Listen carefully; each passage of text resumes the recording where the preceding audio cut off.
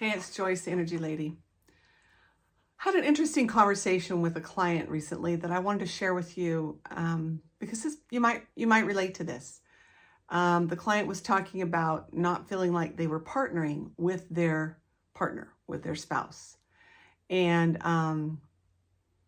my question for them was, how good are you at partnering with yourself? And their immediate response was, well, not so great. And I said, so how well do you take care of yourself? How well do you listen to yourself? How well do you care for the things that you want and need? And this was a whole new concept to her, and it was something that I thought maybe this would be useful for someone else. Because if you're wanting to partner with somebody and you want them to partner with you, how well are you doing that for you? Do you listen to yourself? Do you listen to what your body tells you? Do you listen when your body is asking you to do something? Or do you ignore it? Would you do that for a partner? And how well are you taking care of yourself? Would you do that for a partner? So when I say partnering with yourself, consider the things that you would like someone to do for you or as a partnership, okay? Are you doing that for yourself? Do you follow through with things that you tell yourself you're going to do? If you want to ask your partner something, do you follow through with what you ask them to do or they've asked you to do? And same goes for yourself. If you have told yourself, I'm going to do this, do you follow through and do it? Now, this can go as far as what you eat, how much you exercise, how much you read, how much sleep you get, any of those factors, okay? So consider, how well are you listening to yourself? How well are you responding to what you have told yourself you're going to do? And how well do you talk to yourself? If you consider the things that you say to yourself, are those things that you would say to a partner?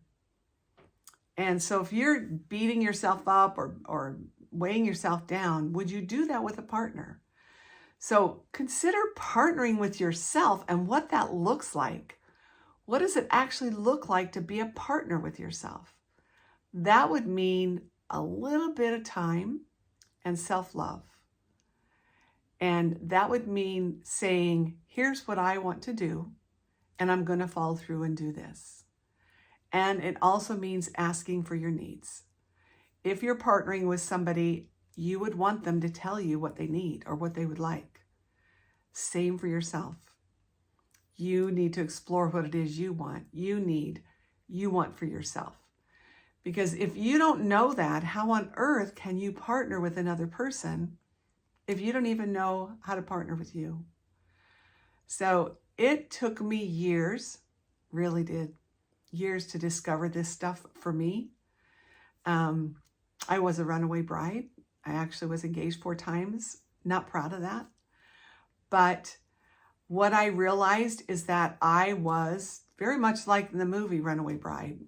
I was adapting myself to whatever my partner wanted. I was adapting to whatever they liked. If they liked hiking, I liked hiking. If they liked skiing, I liked skiing. But what I realized is I didn't know what I really liked.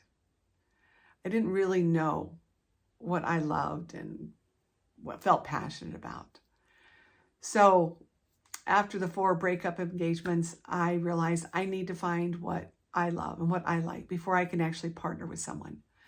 And so I spent some time exploring, and that's what it takes to become a partner with yourself is to explore what it is you want, what it is you enjoy, what it is you want to be doing, and how that looks.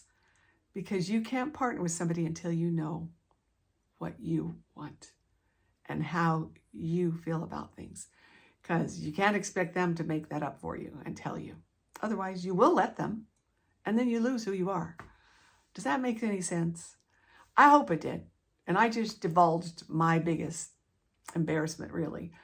But But I do think if you are able to partner with yourself, you're going to be a heck of a lot better partner with who you partner with. I hope this helps. See you later.